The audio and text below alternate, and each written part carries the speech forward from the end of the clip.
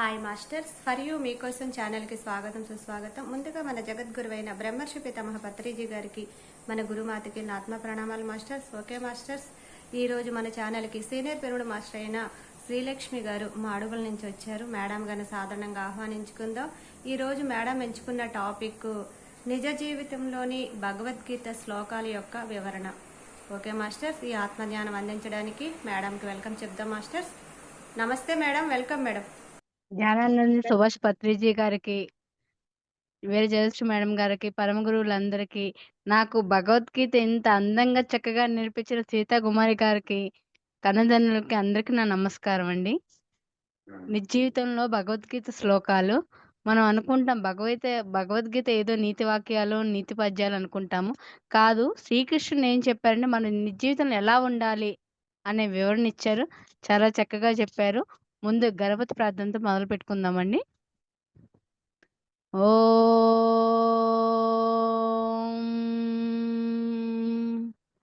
ఓం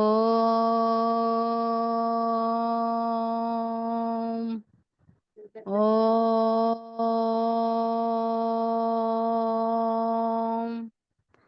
ఓం గణనాన్త్వా గణపతిగుం హవామహే కవిం కవీనాముపమస్రవస్తవం జ్యేష్ఠరాజం బ్రహ్మణాం బ్రహ్మణస్పత ఆన శృణ్వన్నోత్ బిస్సీద సాధనం ప్రణో దేవి సరస్వతి వాజేభిర్వాజనీవతి దీనామవిత్రయవతు గణేశాయ నమః సరస్వత్యై నమః శ్రీ గురుభ్యో నమః హరిః ఓం ఓం శాంతి శాంతి శాంతి ఓం పత్తీశ్వరాయ విద్మహే జ్ఞానదేవాయ ధీమహి తన్నః సర్వ ప్రచోదయాత్ ఓం సాईश्वराय విద్మహే సత్యదేవాయ ధీమహి తన్నో సర్వ ప్రచోదయాత్ ఓం శ్రీ వేద పురుషాయ నమః ఓం శాంతి శాంతి శాంతి.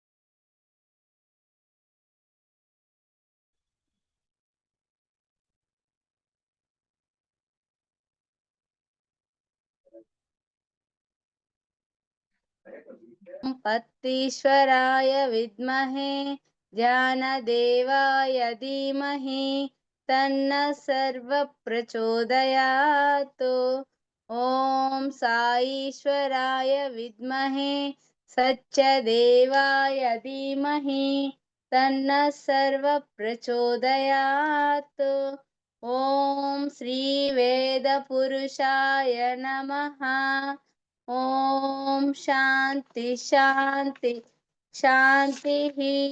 అఖండ మండలాకారం వ్యాప్తం ఏన చరాచరం తత్పదం దస్థితం ఏన తస్మై శ్రీ గురవే నమః. చరాచర సృష్టి అంతటను ఆ పరమేశ్వరుడు వ్యాపించి ఉన్నాడు. అట్టి ఆ పరమేశ్వరుని దర్శింపజేసిన శ్రీ గురుదేవులకు నమస్కరించుచున్నాను. నాకు ధ్యానాన్ని జ్ఞానాన్ని ఇచ్చిన పత్రిజీ సార్కి, సీతాకుమారి గారికి, వీర జయశ్రీ మేడం గారికి అందరికీ నేను నమస్కరించుచున్నాను. గురు బ్రహ్మ గురుర్ విష్ణు గురుదేవో మహేశ్వరః గురు సాక్షాత్ పరబ్రహ్మ తస్మై శ్రీ గురవే నమః. గురువే బ్రహ్మ, విష్ణు, మహేశ్వరుడు. ఆ త్రిమూర్తులు చేసే సృష్టి స్థితి లయ కార్యములను నిర్వహించు పరబ్రహ్మ స్వరూపుడైన గురుదేవులకు నమస్కరించుచున్నాను. నిజ జీవితంలో భగవద్గీత శ్లోకాలండి. అహింస. ఓకేనా సార్, స్టార్ట్ చేయండి. దేవద్విజగురు ప్రాజ్ఞ పూజనం శౌచమార్జవం బ్రహ్మచర్యమహింసాంచ శరీరం తప ఉచ్యతే. శరీరం తప ఉచ్యతే. దేవతలను, బ్రాహ్మణులను, గురువులను, జ్ఞానులను గౌరవించడం, శుచి, రుజుమార్గం, బ్రహ్మచర్యం, అహింసను పాటించడం అనేవి శారీరక తపస్సు అనబడతాయి. అంటే అహింస అంటే ఏంటంటే శారీరకంగా కానీ మానసికంగా కానీ ఇతర ప్రాణుల్ని బాధించకపోవడమే అహింస. మనం అనుకుంటాం మనం ఏమీ చేయలేదు కదా అనుకుంటాము. మన మాట ద్వారా కానీ, మనం తినే ఆహారం శాకాహారం అయితే ఇతర జీవుల్ని హింసించకపోవడం కూడా అహింస అవుతుంది. అంటే మన మాట ద్వారా కానీ మన చేత ద్వారా ఎవరిని నొప్పించకపోవడమే అహింస. చూడండి మాస్టర్స్, అంటే మన శ్రీకృష్ణ పరమాత్మ అహింస గురించి ఎంత గొప్పగా చెప్పారో. సత్యం. అసలు సత్యం అంటే ఏంటి? అహింసా సత్యమక్రోధస్ జగశాంతిరపైసునం దయా భూతేష్వలోలుత్వం మాధవం హ్రీరచాపలం. మాధవం హ్రీరచాపలం. అహింస, సత్యం, కోపం లేకపోవడం, త్యాగం, శాంతి, ఇతరుల దోషాలు ఎంచకపోవడం, మృదుత్వం, భూతదయ, దురాశ లేకపోవడం, వ్యర్థ మాటలు మాట్లాడకపోవడం, ఉన్నది ఉన్నట్లుగా యథార్థంగా వ్యక్తపరచడమే సత్యము. సత్యం గురించి నేను చెప్తున్నానండి. ఇంతకు ముందు అందరూ సత్యవంతులుగా ఉండేవాళ్ళు. అంతా ప్రపంచం అంతా శాంతిమయంగా ఉండేది. ఇప్పుడు మనలో ఉన్న సత్యం కొంచెం కొంచెం నెమ్మదిగా తగ్గుతుంది. అందుకే భూమి మీద ఇంత విపరీతాలు పెరుగుతున్నాయి. మనమందరము సత్యంగా ఉండాలని కోరుకుంటున్నాను. మౌనం. మన ప్రసాద సౌమ్యత్వం మౌనమాత్మ వినిగ్రహ భావ సంశుద్ధిరిత్యేతత్ తపోమానసముచ్యతే. తపోమానసముచ్యతే. మౌనం. మౌనం చాలా గొప్పదండి. ఎందుకంటే మన ప్రసన్నత, సౌమ్యత, మౌనం, ఆత్మ నిగ్రహం, అంతఃకరణ శుద్ధి అనేవి మానసిక తపస్సు అంటారు.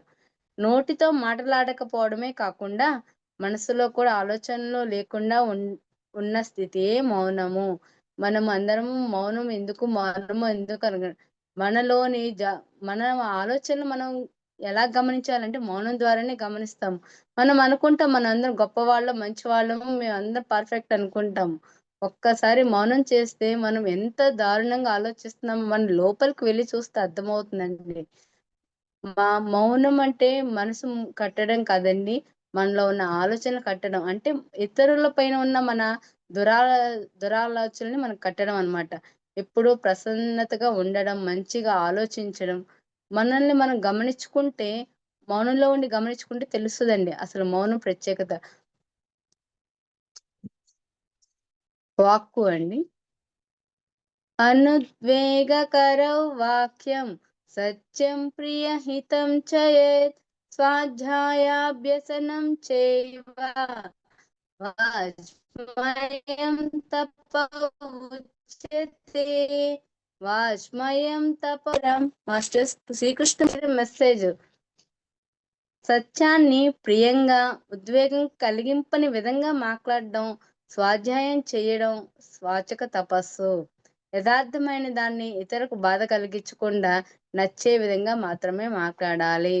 మనము మన జ్ఞానాన్ని పొందాలి, సాధనలో అభివృద్ధి చెందాలి అంటే మన వాక్కును గమనించుకోవాలి. మనము ఎప్పుడు ప్రతి గొప్పగానే అనుకుంటాం, కానీ మన మాటల వల్ల ఎవరైనా ఇబ్బంది పడిన అని గమనించుకోవాలి. మన వాక్కు శుద్ధి ఉంటే అన్నీ ఉన్నట్టేనండి. ధ్యానం. తత్రైకాగ్రం మనః కృత్వా యతచిత్రేంద్రియ క్రియః ఉపవిశ్వాసనే యుంజాత్ యోగమాత్మ విశుద్ధయే. యోగమాత్మ విశుద్ధయే. ధ్యానం గురించండి. ఆ ఆసనం మీద కూర్చొని ఇంద్రియాలను, మనస్సును స్వాధీనం చేసుకొని అంతఃకరణ శుద్ధి కోసం ఏకాగ్రతతో ధ్యాన సాధన చేయాలి. ఎలా చేయాలండి ధ్యానము? 2 కళ్ళు మూసుకొని, చేతులు 2 కలిపి మన శ్వాసని గమనించాలి.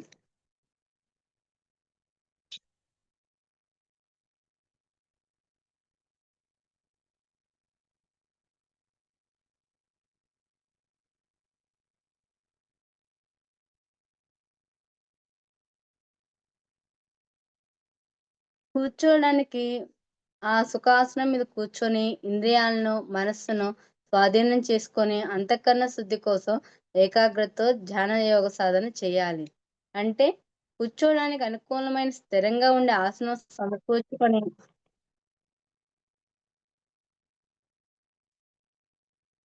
దానిపైన ఎక్కువసేపు సౌకర్యవంతంగా స్థిరంగా ఉండే విధంగా కూర్చోవాలి.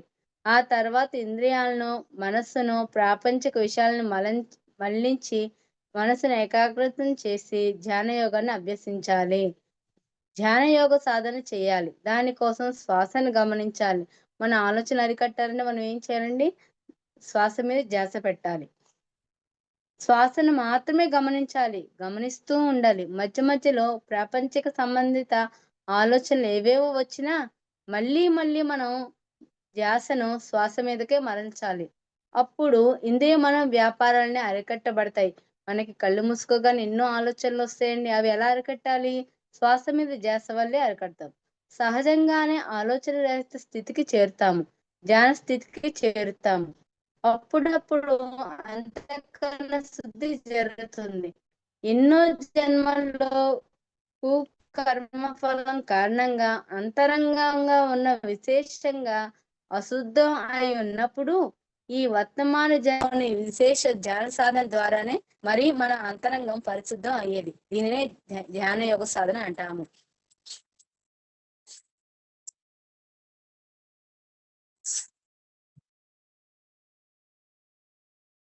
ధ్యానం గురించి శ్రీకృష్ణ పరమాత్మ వారు ఇంకొకటి చెప్పారండి.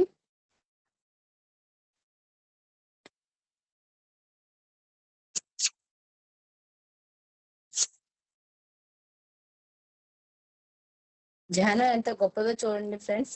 యతో యతో నిచ్చరతి మనశ్చంచలమస్థిరం తతస్తతో నియమ్యైతత్ ఆత్మన్యేవ వసన్నయేత్ ఆత్మన్యేవ వసన్నయేత్.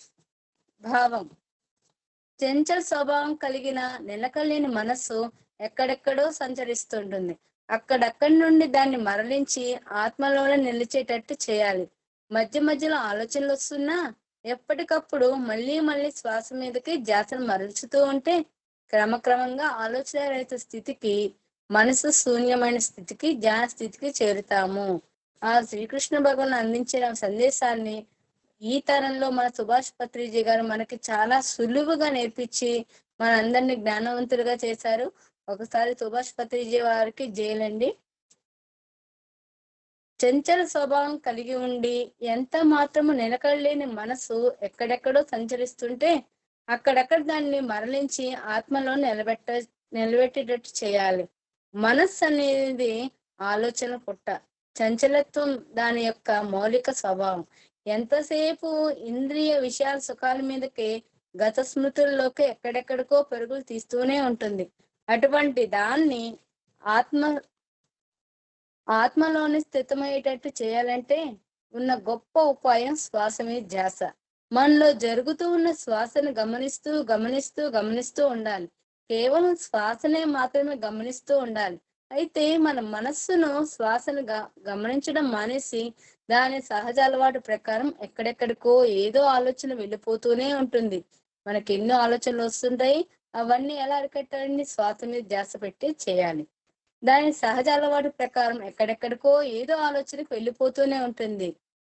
మనసు చంచలమైంది కదండి. వెంటనే దాన్ని అక్కడి నుండి వెనక్కి తీసుకొచ్చి మళ్ళీ మళ్ళీ శ్వాసనే గమనింపు చేయాలి. మనసు ఎన్నిసార్లు ఎక్కడికి పోతున్నా అన్నిసార్లు అక్కడి నుంచి తీసుకొచ్చి శ్వాసని గమనించేటట్టు చేయాలి. ఆ విధంగా చేస్తూనే ఉండాలి. ఇదే మనం చేయవలసిన సాధన. ధ్యాన సాధన, యోగ సాధన, ధ్యాన యోగ సాధన. ఫలితంగా మనలోని అనవసర ప్రాపంచిక సంసారిక భావ ప్రవాహం ఆగిపోయి ఆలోచన రహిత స్థితి కలుగుతుంది. అంటే మనసు నశిస్తుందన్నమాట.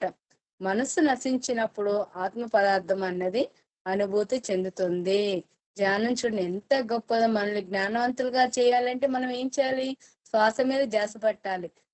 మనకి ఎక్కడ సుఖంగా ఉంటుంది అక్కడ కూర్చొని శ్వాస మీద ధ్యాస పెడితే మనలో ఉన్న ఆత్మ చైతన్యాన్ని, మనలో ఉన్న పరమాత్మని తెలుసుకుంటాము. ఎంత గొప్పదో చూడండి మాస్టర్. ఇది చూసిన తర్వాత ప్రతి ఒక్కరు నిరంతరం ధ్యానం చేయాలి. స్వాధ్యాయం. అభయం సత్వ సంశుద్ధిర్ జ్ఞానయోగ వ్యవస్థితిః దానందమచ్చ యజ్ఞచ్చ స్వాధ్యాయస్తప ఆర్జవం. నిర్భయత్వము, పవిత్రాంతకరణ, ఆధ్యాత్మిక ధ్యాన నిష్ట, ఆత్మ నిగ్రహం, యజ్ఞాచరణ, వేదాధ్యయనం, తపస్సు, సరళత్వం. గొప్ప గొప్ప ఆధ్యాత్మికవేత్తలు, ఆత్మజ్ఞానులు తమ తమ శాస్త్ర అనుభవసారంగా రచించిన సద్గంధ పట్టణమే స్వాధ్యాయము. స్వాధ్యాయము చేస్తే ఎంతో ఎంతో మహానుభావులు తమ అనుభవాలని గ్రంథాల రూపంలో రాసి మనకి భద్రపరిచారు. ఆ అద్భుతమైన గ్రంథాలు మనం పుస్తకాలు చదవడం వల్ల ఎంతో జ్ఞానాన్ని పొందుతాం. ఇంతకు ముందే మనకి గురుగారిని సీతాకుమారి గారు మనం లేని మీరు గురించి ఎంతో చక్కగా చెప్తున్నారు. అంటే ఎంత గొప్ప జ్ఞానాన్ని మనము స్వాధ్యాయం ద్వారా మనం తెలుసుకుంటున్నామంటే అది చాలా చాలా గొప్ప విషయం అండి. మనము ప్రతిరోజు 1 పేజీ కానీ 2 పేజీలు కానీ స్వాధ్యాయం చేయాలి. మనలో ఉన్న జ్ఞానాన్ని మనం పెంపొందించుకోవాలి. మనకు అన్ని తెలుసు అనుకుంటాం, కానీ మహానుభావులు అందించిన సందేశాన్ని మనం అందుకోవాలి. అప్పుడే రోజు రోజుకి మనము ఒక్కొక్క మెట్టు మనం ఎక్కగలుగుతాము. సజ్జన సాంగత్యము. సజ్జన సాంగత్యం అంటే మనకు ఉన్న జ్ఞానాన్ని అందరితో పంచుకోవడం, అందరిలో ఉన్న జ్ఞానాన్ని మనం పంచుకోవడము. ప్రతిసారి స్వాధ్యాయం సజ్జన సాంగత్యం తప్పనిసరి అని. సజ్జన సాంగత్యం గురించి శ్రీకృష్ణుడు అందించిన ఈ శ్లోకాన్ని మనం విందాము. తద్విద్ధి ప్రణిపాతేన పరిప్రశ్నేన సేవయో ఉపదేక్షంతి తే జ్ఞానం జ్ఞానేన సత్వదర్శినః. తత్వదర్శులైన వారికి, జ్ఞానులకు సాష్టాంగ నమస్కారం చేసి వినయంతో ప్రశ్నించి శుశ్రూష చేసి ఆత్మతత్వం తెలుసుకోవాలి. గురువులను జ్ఞానులను గౌరవించి వారు చెప్పింది వినడం, తోటి ధ్యానులతో స్వ అనుభవాలను పంచుకోవడం సజ్జన సాంగత్యం అవుతుంది.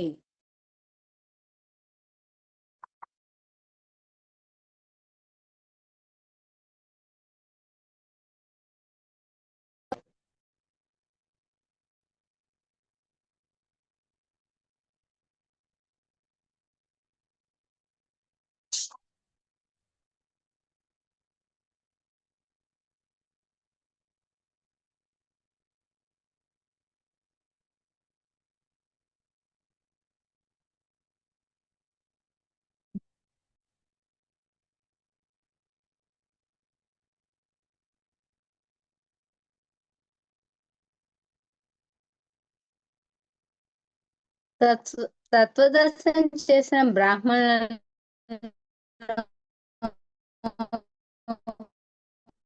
ఏ విధంగా సేవించి ప్రశ్నించి జ్ఞానాన్ని పొందాలి? ఉండవలసిన గుణాలేంటి? సత్యం అజ్ఞానాన్ని తొలగించడానికి గురువు ఎప్పుడూ సిద్ధంగానే ఉంటాడు. ప్రణిపాతేన సాష్టాంగ నమస్కారం చేసి, పరిప్రశ్నేన వినయంతో ప్రశ్నించి, సేవ చేసి ఈ 3 లక్షణాలు శిక్షుడికి ఉండాలి అంటున్నారు శ్రీ వేదవ్యాసుల వారు. సాష్టాంగ నమస్కారం అంటే 8 అంగాలతో చేసే నమస్కారము. చేతులు 2, కాళ్ళు 2, ముండం 1, తల 1, మనస్సు 1, బుద్ధి 1, ఈ 8 కలిసే చేసే నమస్కారమే సాష్టాంగ నమస్కారం. కేవలం శరీరంతోనే కాదండి, మనస్సును బుద్ధిని కూడా కలిపి నమస్కరించాలి. భౌతిక గాయం మాత్రమే కాకుండా మన కాయం బుద్ధి కాయం కూడా కలిపి ప్రణమిల్లాలి. అంటే మనం ఏదైనా జ్ఞానం పొందాలి అంటే ఫస్ట్ గురువుని మనం శాస్త్రం పూర్తిగా మనము వినయంతో నమస్కరించుకోవాలి. పరిప్రశ్నేన అంటే సూటి ప్రశ్నలు వేయాలి. ఆధ్యాత్మిక గురువుల దగ్గరకు ఆధ్యాత్మిక కోసము, ఆత్మజ్ఞానం కోసం వెళ్ళాలి, ప్రాపంచిక విషయాల కోసం కాదు. ప్రస్తుతం మనం అందరం ప్రాపంచిక విషయాల కోసం వెంపలాడుతామండి. గురువు దగ్గరికి ఎందుకు వెళ్ళాలి? ఆత్మ జ్ఞానం కోసం వెళ్ళాలి. వినయంగా స్పష్టమైన సరి అయిన ఆధ్యాత్మిక ప్రశ్నలు వేయాలి. ఆ తర్వాత గురువు ఏదన్నా కొంచెం సేవ చేయమని కోరితే తప్పకుండా సేవ చేయాలి. ఎవరో బలవంతం చేస్తే గురుగారి దగ్గరికి వెళ్ళి చేసే మొక్కుబడి సేవ కాదు. మనఃపూర్తిగా చేసేదే సేవ. సేవ అంటే గురువుకు శుశ్రూష చేయడం అనే కాదు. స్వంత పని అనేది కాకుండా ఎల్లప్పుడూ గురువుగారి ద్వారా జరిగే లోక కళ్యాణ కార్యాల వినియోగార్థం ధన్ మనస్సులను లగ్నం చేసి ఉంచడమే నిజమైన సేవ. ఈ ప్రపంచంలో జ్ఞానులు తత్వాన్ని దర్శించిన వారు ఎంతో మంది ఉన్నారు. అందరి దగ్గర నుండి మనం ఆ జ్ఞానాన్ని పొందాలి. ఆత్మ జ్ఞానం కావాలి అంటే గురువు కావాలండి. గురువు దగ్గర నుంచి మనము జ్ఞానాన్ని పొందాలి. ఆహారము నిద్ర అండి.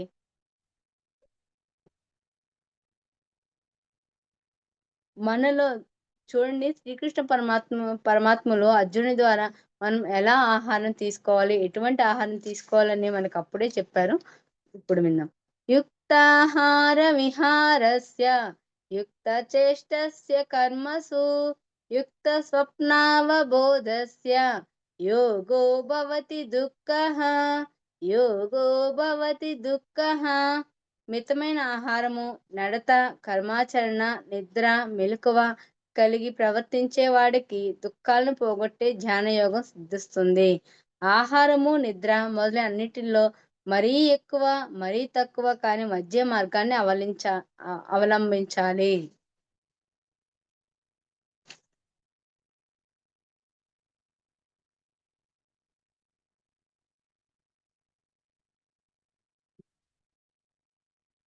ధ్యానానికి చాలా అనుకూలమైన ఆహారం సాత్విక ఆహారము. అంటే ఆహారము అంటే ఒక జీవిని హింసించి మన ఆహారం తీసుకోవడం అనేది కరెక్ట్ కాదండి. మనం ఎలాగైతే ఆనందాన్ని, జ్ఞానాన్ని పొందాలనుకుంటున్నామో ప్రతి జీవి కూడా అలాగే కోరుకుంటుంది. మన కోసం, మన ఆనందం కోసం ఒక జీవిని హింసించడం అనేది కరెక్ట్ కాదు. ఆ ఆహారం ఎలా తీసుకోవాలని చూద్దామండి. సాత్విక ఆహారం ఇది ఆయువును, బలాన్ని, ఆరోగ్యాన్ని, సుఖాన్ని వృద్ధి చేస్తుంది. ఎక్కువగా తిని భుక్తాయాసంతోనూ, తక్కువగా తిని ఆకలితోనూ బాధపడక అవసరానికి అనుగుణంగా యుక్తమైన ఆహారం మితంగా తీసుకోవాలి. యుక్తాహారం అంటే శాకాహారం. యుక్తాహారం అంటే సాత్విక ఆహారం. శ్రేష్టమైన యుక్తాహారం అంటే ఫలాహారం. ఆకలి ఉన్నప్పుడే తినాలి. ఆకలి ఎంత ఉందో అంతకన్నా 2 ముద్దలు తక్కువే తినాలి. వారానికి ఒకరోజు నిరాహారిగా ఉండాలి. అంటే ఉపవాసం ఉండాలి. లంకనం పరమౌషధం కదా. ఇకైతే స్వప్నం అంటే నిద్ర. మనిషి శారీరక, మానసిక అవసరాలకు అనుగుణంగా సరైన నిద్ర నిద్రించాలి. యోగంతో కూడుకున్న నిద్ర, యోగ నిద్ర, సరైన నిద్ర మన కర్తవ్య నిర్వహణకు, మనం చేసే చేష్టలు ధర్మయుక్తంగా ఉండాలి. యుక్తాహారం చేయాలి. ప్రక్కవాడిని కష్టపెట్టి మనం సుఖం పొందడం కాదు. ప్రక్కవాడి సుఖం కూడా మన సుఖంతో కలిసి మిళితంగా ఉండే ఆ యుక్తాహారం అవుతుంది. కేవలం మన సుఖం కోసమే మనం చేష్ట అయితే అది యుక్తమైనది కాదు. మనం తిరిగే ప్రదేశాలు మానసిక ప్రశాంతతను కలిగించేవి గాను, ఇంకా తోడ్పడేవి గాను ఉండాలే కానీ ఉద్రేకాలను ప్రకోపింపచేసేవిగా ఉండకూడదు. అదేవిధంగా మన సరైన జ్ఞానాన్ని అంతే అవబోధం సంపాదించాలి. తన్ను తాను తెలుసుకునే జ్ఞానమే సరైన జ్ఞానము, సరైన అవబోధ. ఈ విధమైన యుక్తయోగం ద్వారా మాత్రమే దుఃఖం హరిస్తుంది. దుఃఖం హరించడానికే యోగ సాధన చేయాలి, యోగ సిద్ధి చేయాలి. ఆహారం గురించి అంటే నేను చెప్తున్నానండి. నేను ధ్యానంలోకి ఎలా వచ్చానంటే పత్రిసారి చెప్పిన హింస చూడ హంసాపకడ ఒక్క నినాదంతో నేను వచ్చానండి. ఈ తరంలో ఆయన ముక్కుసూటిగా హింసని మానాలి, చిన్న కర్మ చేస్తే చిన్న రోగం, పెద్ద కర్మ చేస్తే పెద్ద రోగం అని చెప్పారండి. అంటే ఏంటి, మనం ఎవరిని బాధిస్తే అంత బాధ మనం పడాలా, ఆ జీవుల యొక్క ఆక్రమణలో మనం తీసు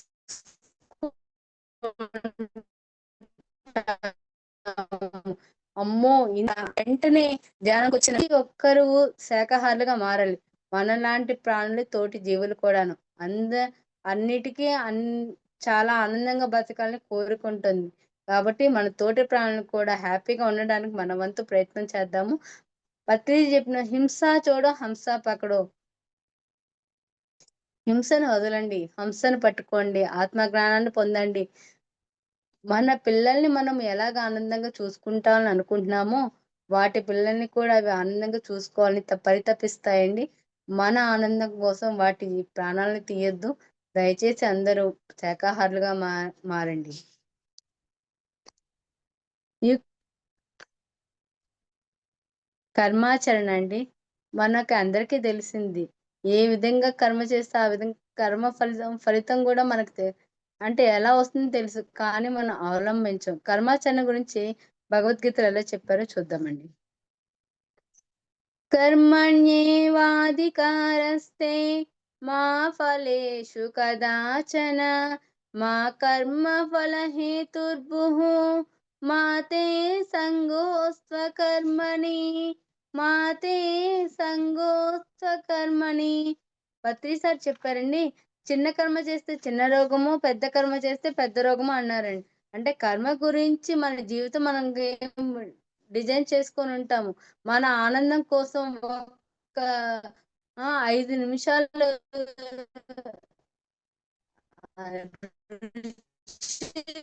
తృప్తి కోసము ఎన్ని నిమిషాలు అది ఎంత తపన పడుతుందో ఆ తపనంతా మనము అనుభవించాలండి. భావం, నువ్వు కర్మ చేయడానికి మాత్రమే కానీ ఆ కర్మ ఫలాన్ని అధికారివి కాదు. ప్రతిఫలాపేక్షతో కర్మలను చేయకు, అలాగని కర్మలు చేయడం మానకు. కర్మలు చేయడానికే మనకు హక్కు ఉంది. కర్మలను సదా అప్రమత్తతో చేస్తూ ఉండాలి. ఎప్పుడూ కర్మిష్టిగానే ఉండాలి. అకర్మణత్వం అన్నది ఎప్పుడూ ఉండకూడదు. నెల మొత్తం పూర్తిగా పనిచేసిన తర్వాతనే జీతం వస్తుంది. ఫలితాన్ని తరువాత నెలలో అనుభవించగలుగుతాము. వర్తమానంలో దుక్కు దిన్ని విత్తనం చల్లి చేనుకు సంరక్షణ చేస్తేనే భవిష్యత్తులో పంట చేతికి వస్తుంది. విత్తనాలు చల్లగానే పంట పండి ధాన్యం చేతికి రాదు. అంటే కర్మలు చేయాలి కానీ ఫలాపేక్ష మనము ఆశించకూడదు. మనం ఏ కర్మ చేస్తే ఆ ఫలితాన్ని మనం పొందగలుగుతాము. అలాంటివే మనం పొందే కర్మ ఫలాలు కూడా వర్తమానంలో సుఖ సంతోషాలు గత జన్మల నుంచి కర్మల ఫలితాలు, కష్టాలు నష్టాలు చెడు కర్మల ఫలితాలు. అలాగే వర్తమానంలోని కర్మ ఫలాలను భవిష్యత్తులో అనుభవిస్తాము. ఈ వర్తమాన జన్మకు సంబంధించే పరిమిత జ్ఞానంతో ఇప్పుడు అనుభవిస్తున్న కర్మఫలాలు మన యొక్క అనేక గత జన్మల్లో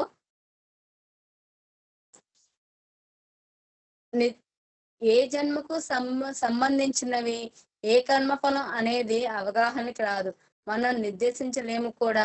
అందుకే చేస్తున్న కర్మలకి ఎప్పుడూ లెక్కలు కట్టరాదు. లెక్కలు కట్టడానికి మన దగ్గర సరైన విషయ జ్ఞానం ఏమీ లేదు. లెక్కలను ఫలితాలను పూర్ణ సృష్టికి వదిలేయాలి. సృష్టికి మాత్రమే తెలుసు సరైన లెక్కలు కట్టడం. జన్మల లెక్కల ప్రకారం రావాల్సింది అంతా వచ్చే తీరుతుంది. జన్మల లెక్కల ప్రకారం పోవాల్సిందంతా పోయే తీరుతుంది. కర్మ ఫలాశక్తి ఉంటే ఫలసిద్ధి, ఆ సిద్ధుల పట్ల రాగద్వేషాలు కలిగిండి కర్మాచరణ పూర్తి స్వార్థంతో నిర్వహింపబడదు. కర్మలు చేయడం మానే అకర్మడిగా మారిపోతే భవిష్యత్తుకు పునాది వేసే వర్తమానాన్ని వ్యర్థం చేస్తే భవిష్యత్తుని సంపూర్ణంగా నష్టపోతాము. కనుక మనం కర్మలు చేస్తూనే ఉండాలి. అకర్మలుగా ఎన్నప్పటికీ కారాదు. దేనికైతే మనం ధర్మం అనుకుంటున్నామో ఆ ధర్మం నిర్వర్తిస్తూనే ఉండాలి. ఆ రకమైన కర్మలు చేస్తూనే ఉండాలి. అంటే మాస్టర్స్ మనం ఎప్పుడు కర్మను చేస్తూనే ఉండాలి. అలాగని మనము ఫలాపేక్ష ఆశించకుండా ఉండకూడదు. ఆ కర్మలు ఎలా సత్కర్మలు చేయాలి. ఒకరిని చేసే కర్మలు మనం చేయకూడదు. కర్మ ఫలితం మన కర్మలను బట్టే వస్తుంది. కౌమారం యవ్వనం జరా తదా దేహాంతర ప్రాప్తి ధీరస్తత్ర న ముహ్యతి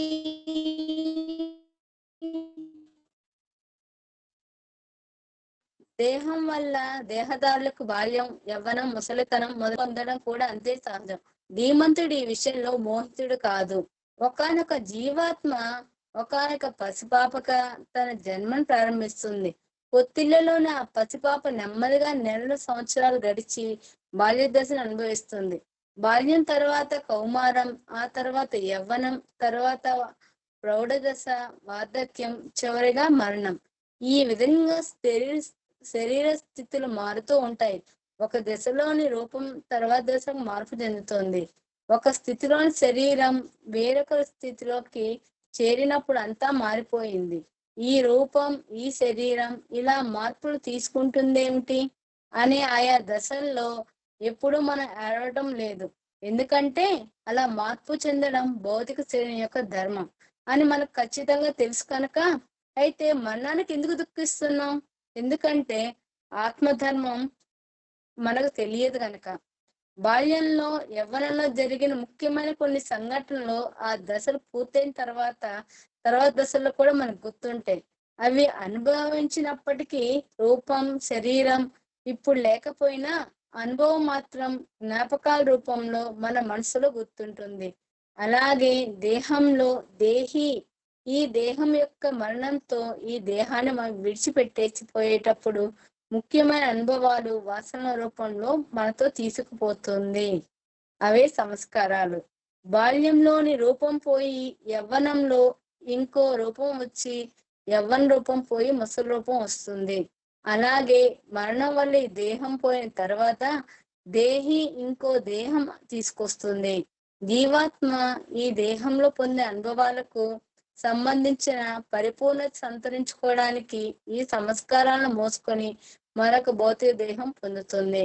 కనుక దేహస్థితి ఉంది, దేహాంతర స్థితి ఉంది. బాల్యం, యవ్వనం, వృద్ధాప్యం వంటి దేహ స్థితులు ఎంత సహజమో మన శరీరాన్ని పొందడం అంతే సహజము. ఏనం వేత్తి హంతారై యచ్చైనం మన్యతే హతం ఉభౌతో నా విజానీతో నాయం హంతి న హన్యతే, నాయం హంతి న హన్యతే. ఈ ఆత్మను చంపేదాని గాని చంపబడేదానిగా గాని భావించేవారు కేవలం అజ్ఞానులు మాత్రమే. ఎందువల్ల అంటే ఆత్మ చంపదు, చంపబడదు. నా జాయతే మ్రియతే వా కదాచిత్ నాయం భూత్వా భవితా వా నా భూయః అజో నిత్య శాశ్వతోయ పురాణో న హన్యతే హన్యమానే శరీరే, న హన్యతే హన్యమానే శరీరే. ఆత్మ పుట్టేది గాని చనిపోయేది గాని కాదు. అలాగని ఒకప్పుడు ఉండేది మరో అప్పుడు ఉండనిది కాదు. ఆత్మ జనితమైనది, ఎప్పుడూ ఒకలాగే ఉండేది, నాశనం లేనిది, సనాతనమైనది. అది చంపదు, చంపబడదు. దేహాలు నశించిన ఆత్మ నశింపబడదు.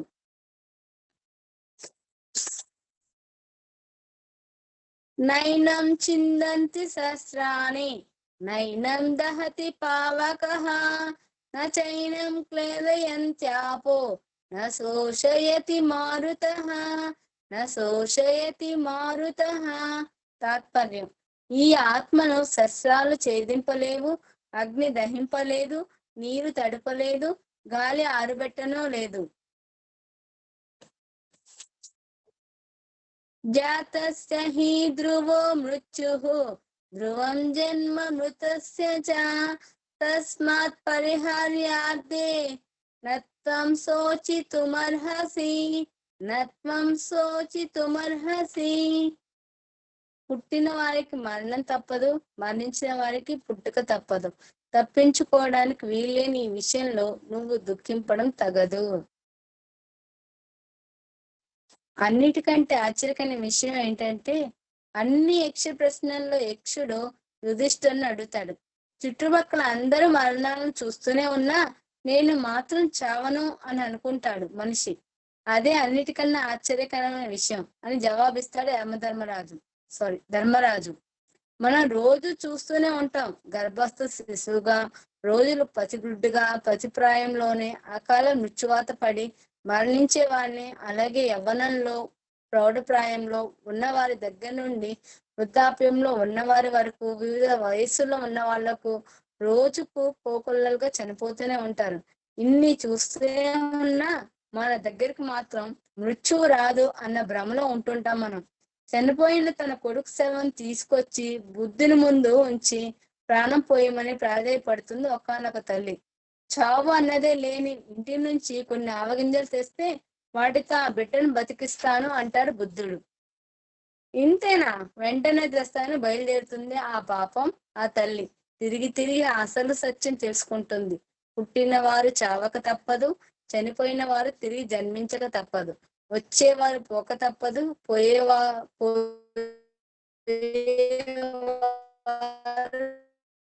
రాక తప్పదు.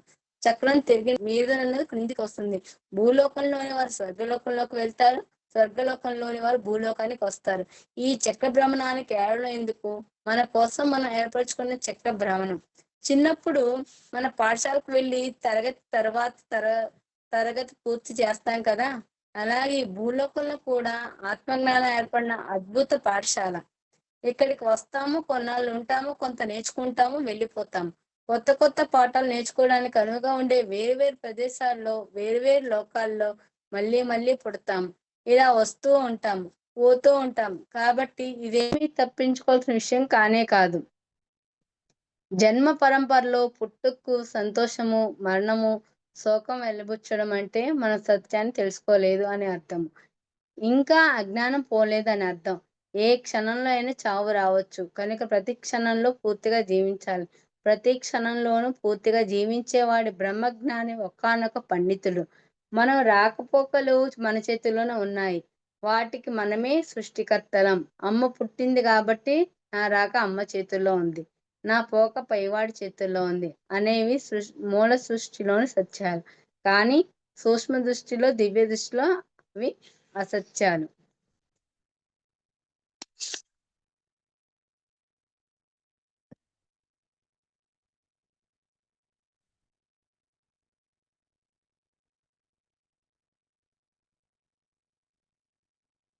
హతో వా ప్రాప్యసి స్వర్గం జిత్వా వా భోక్ష్యసే మహీం తస్మాత్ ఉత్తిష్ఠ కౌంతేయ యుద్ధాయ కృత నిశ్చయః.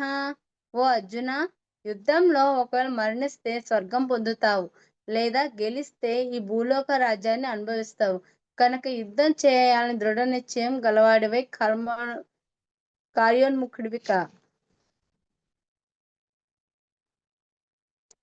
నేహాభిక్రమణాసోస్తి ప్రత్యవాయో న విద్యతే స్వల్పమప్యస్య ధర్మస్య త్రాయతే మహతో భయాత్.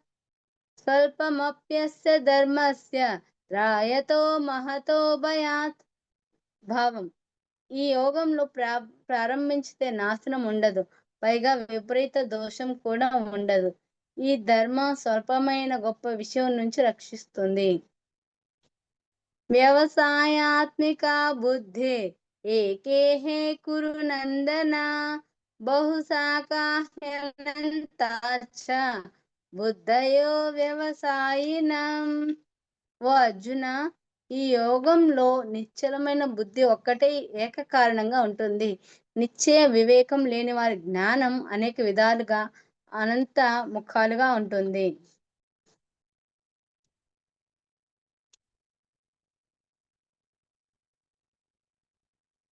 త్రైగుణ్య విషయ వేద నిస్త్రైగుణ్యో భవార్జున నిద్వంద్వో నిత్య సత్వోస్తో నిర్యోగక్షేమ ఆత్మవాన్. నిర్యోగక్షేమ ఆత్మవాన్. ఓ అర్జున, వేదాలు త్రైగుణ్య విషయాలను గురించి చెబుతున్నాయి. నువ్వు త్రిగుణాతీతుడు కా. ద్వంద్వాలను, యోగక్షేమాలను విడిచి సదా శుద్ధ తత్వాన్ని అవలంబించి ఆత్మజ్ఞానివి కావాలి. ఆత్మతత్వంలోని స్థిరపడు. తమో, రజో, సత్వగుణాలు త్రిగుణాలు. ఈ త్రిగుణాల గురించే ప్రస్తావిస్తున్నాయి వేదాలు. తమో గుణం అంటే తనువుకు సంబంధించిన విషయం, రజోగుణం అంటే మనసుకు సంబంధించిన విశేషం, సత్వగుణం అంటే శ్రేయస్సుకు సంబంధించిన సూత్రాలు. ఈ త్రిగుణాల వల్ల ఏర్పడే కోరికలు తీర్చేందుకు కావాల్సిన వస్తువుల కోసం చేసే కర్మకాండ అంతా త్రైగుణ్య విషయాలు. ఈ త్రిగుణాలను అధిగమించడం అంటే శరీరం మనోబుద్ధులను అధిగమించడమే. మనోబుద్ధులను అధిగమించి నిరంతరం నిత్య స్వరూపుడమైన ఆత్మలో స్థితమవ్వడమే.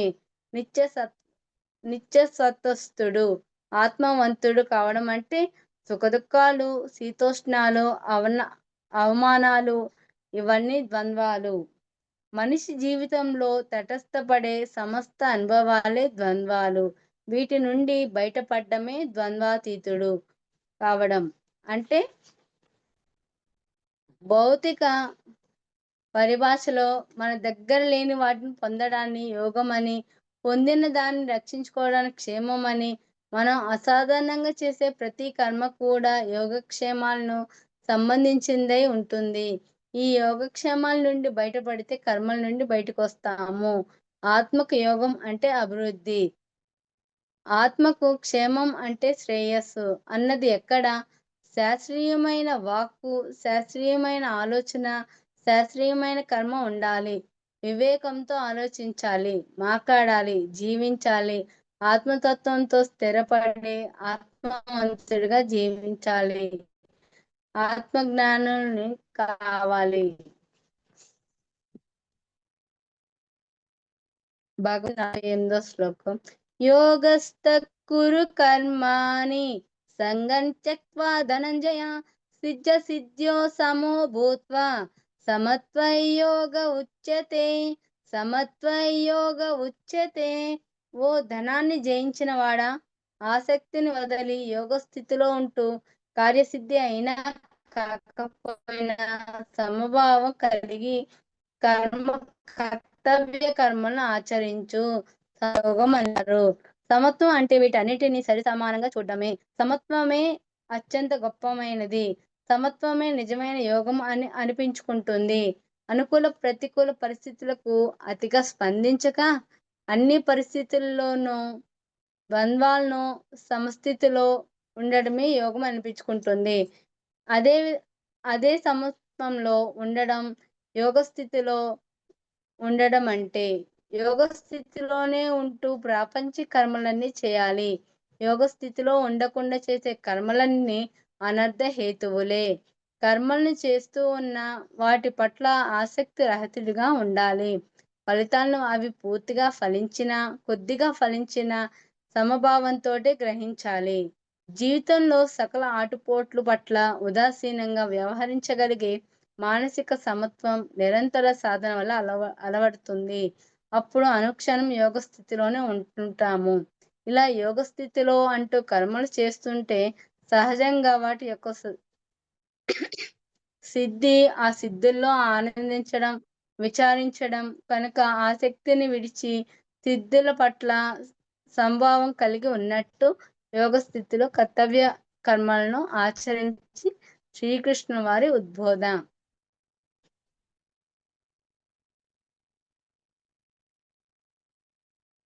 డియర్ ఫ్రెండ్స్, అందరూ అనుకుంటాం మనము భగవద్గీత అంటే నీతి వాక్యాలు, పద్యాలు.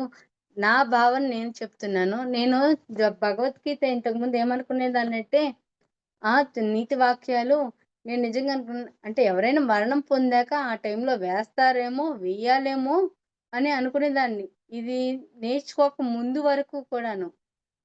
నేను ఎప్పుడైతే సీతాకుమారి మేడం ద్వారా నేను ఇది భగవద్గీత శ్లోకాలు, నిజ జీవిత శ్లోకాలు నేర్చుకున్నానో అప్పుడు భగవద్గీత శ్లోకాల్లోని మాధుర్యం, ఆ జ్ఞానం పొందిన తర్వాత అర్థమైంది ఎంత అద్భుతమో అని. శ్రీకృష్ణ పరమాత్మ వారు అందించిన సందేశం, కృష్ణుడి ద్వారా అర్జునుడి ద్వారా మనకు అందించిన సందేశం చాలా చాలా అమోఘం.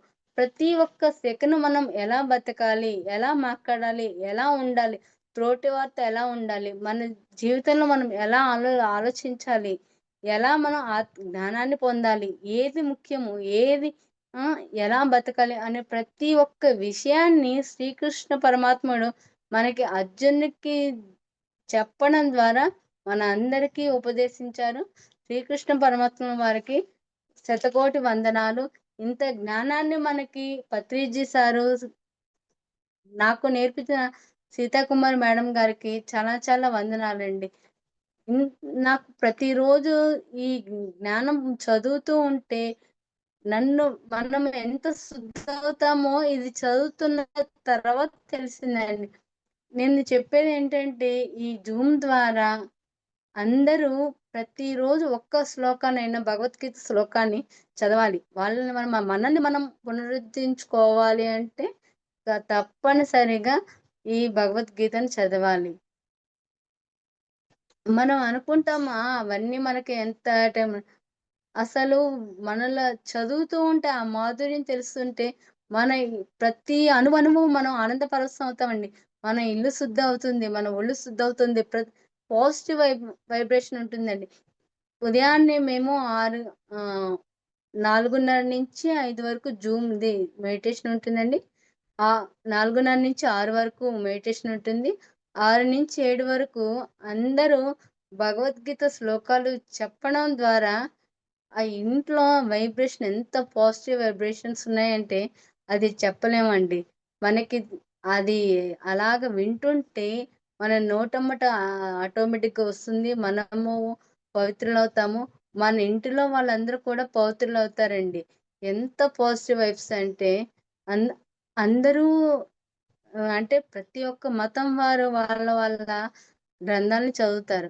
మనం కూడా మన భగవద్గీతను ప్రతిరోజు చదవాలండి. ఒక్క శ్లోకము ఒక్కటి చదివి శ్లోకము చదవడం తాత్పర్యం అన్న చదివి దాన్ని మనము ఇంప్లిమెంటేషన్ చేసుకుంటే చాలా అద్భుతంగా ఉంటుందండి. మేడం ఇంకా చెప్పమంటారా? మేడం చెప్పమంటారా ఇంకా? నాకు ఎలా అంటే ఒక తల్లి ఎలా ఇస్తుందో ఏమేం కావాలో ఇస్తుందో అన్నీ మనకి ధ్యానమే ఇస్తుందండి. ఏది కావాలంటే అది పొందొచ్చు. నేను ధ్యానానికి ఎలా వచ్చాను అంటే ముందు మా అమ్మగారు ధ్యానంలోకి వచ్చారండి. ఆవిడ 2002లో వచ్చారు. ఎన్నిసార్లు ధ్యానం చెప్పినా నేను చేసేదాన్ని కాదండి. అలాగే ఏదో మొక్కుబడిగా చేసేదాన్ని. 2004లో పత్రిసార్ మాడుగులో వచ్చారు. అప్పుడు పత్రిసార్ పాదస్పర్శ నమస్కారం తీసుకున్నానండి. అప్పుడు నాకు తెలియని శక్తి అండి. అంటే కరెంట్ షాక్ కొట్టినట్టు అనిపించిందనమాట. ఏదో తెలీదు. ఆ రోజు సార్ ఫ్లూట్ ఊది ధ్యానం చేయించారు. అప్పటి వరకు పక్కనే ఉన్న పుస్తకాలను నేనెప్పుడూ ముట్టుకోలేదండి. ఆ సార్ పాద నమస్కారం తీసుకున్న తర్వాత అప్పుడు నేను ధ్యానం మొదలుపెట్టాను. అప్పుడు 2004 నుంచి ఇప్పటి వరకు నేను ధ్యానం చేస్తూనే ఉన్నానండి. పూర్తి నమ్మకంతో చేస్తున్నానండి. ఆ తెల్లారి నేను మొట్టమొదటి చదివిన పుస్తకం ధ్యాన జగత్ అండి. ఆ ధ్యాన జగత్తులో ఫస్ట్ నేను చదివింది పత్రిసార్ జీవిత చరిత్ర అండి. నేనప్పుడు అనుకున్నాను, అంటే ఇంత చదువుకున్న వ్యక్తి ఏమీ లేకుండా ఈ ధ్యానాన్ని నమ్మి అన్నీ వదిలేసి అందరికి ప్రచారం చేస్తున్నారు. ఏదో ఉంది. ఇంకా నాకు నచ్చిన మొట్టమొదటి విషయం ఏంటంటే హింస చూడు హంస పకడు. ఈ తరంలో ముక్కుసూటిగా చెప్పిన శాకాహారం గురించి ముక్కుసూటిగా చెప్పిన ఏకైక వ్యక్తి పత్రిసార్ అండి. పత్రిసార్‌కి శతకోటి వందనాలు. ఎందుకంటే అండి మనం చిన్న కర్మ చేస్తే చిన్న రోగం, పెద్ద కర్మ చేస్తే పెద్ద రోగం అన్నారండి. అంటే ఆ కర్మలన్నీ మనం అనుభవించాలి అని నాకు అనిపించిందండి. అంటే ఇంత బాధ మనం పడాలా? ఒకరిని హింసించడం వల్ల మనం ఇంత బాధపడాలా? మనం ఎందుకు హింసించాలి? అనే ఆలోచన ద్వారా నేను ధ్యానంలోకి రావడం, అప్పటి నుంచి నేను చేయడం చాలా చాలా మనం ధ్యానాన్ని పరిపూర్ణంగా నమ్మడమే మనకి నన్ను మట్టి ముద్దగా ఉన్న నన్ను ఒక బంగారు ముద్దగా చేసిందండి ధ్యానం. నేను 2004 ఇంటర్ పూర్తి చేశాను. తర్వాత మా అమ్మగారు చెప్తూ ఉండేవాళ్ళండి ఎప్పుడు. మీ కాళ్ళ మీద మీరు నిలబడాలి, గౌరవంగా ఉండాలి. మీ స్థాయి మీ మీకు తగ్గట్టుగా మీరు నిలబడగలగాలి అని చెప్పేవాళ్ళు. అలాగే మేము ఏం చేసేవాళ్ళమంటే ధ్యానం చేసేదాన్ని. ధ్యానాన్ని అప్పటి వరకు నేను ఇంటర్ చదివాననమాట. ఇంటర్ చదివాను. తర్వాత అక్కడ మాకు వేరే ఊరికి కాలేజీకెళ్ళాలి. అప్పుడు అవకాశం లేదు. తర్వాత గ్యాప్ వచ్చిందనమాట. నేను ఎలాగైనా చదవాలి అన్నాననమాట. అప్పుడు మా ఇంటి పక్కన ఒక స్తంభం దగ్గర వినాయకుడు కూర్చొని, ఇలాగే మనము ఫ్రెండ్స్ అలా కూర్చుంటాం, అలా కూర్చొని నువ్వు చదువుతావు నీకేం పర్లేదు, ఇదంతా ధ్యానం అన్నమాట. నువ్వు చదువుతావు, నువ్వు ఎలాగైనా చదువుతావు అని చెప్తున్నాను అనమాట. నేను చదువుతానని అన్నాను అనమాట.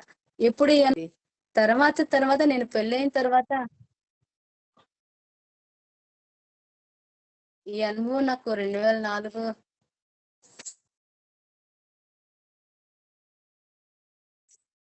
2005లో వచ్చిందండి.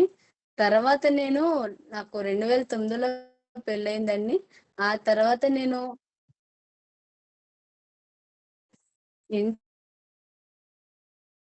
ఇంటర్తో ఆగిన దాన్ని నేను డిగ్రీ కంప్లీట్ చేశాను, బీఈడి కంప్లీట్ చేశాను, ఎంఏ కంప్లీట్ చేశాను.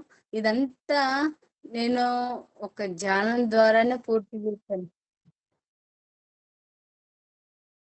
Okay madam. అంటే మాస్టర్స్ మనం అనుకుంటాము కళ్ళు మూసుకుంటే ఏమవుతుంది. ఓకేనండి. Okay madam. ఇంకా చెప్తారా? ఒక 5 నిమిషాలు చెప్పండి. మేడం వచ్చారు. ఆ కన్క్లూజన్ చెప్పేస్తాను. ఆ,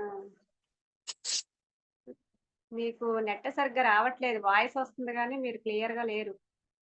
లేదా నాకు బానే ఉందండి. పర్లేదు మేడం, పర్వాలేదు. వాయిస్ ఓకే అండి. ఇంతటి జ్ఞానాన్ని నాకు నేర్పించిన సీతాకుమారి గారికి, గురువులందరికీ శతకోటి ధన్యవాదాలండి.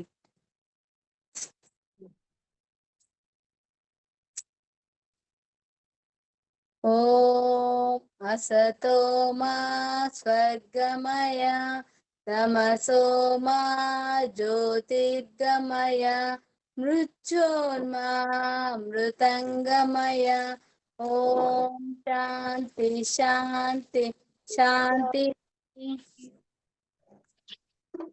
ఓం స్వస్తి ప్రజాభ్యః పరిపాలయంతాం న్యాయేన మార్గేణ మహీం మహీసా.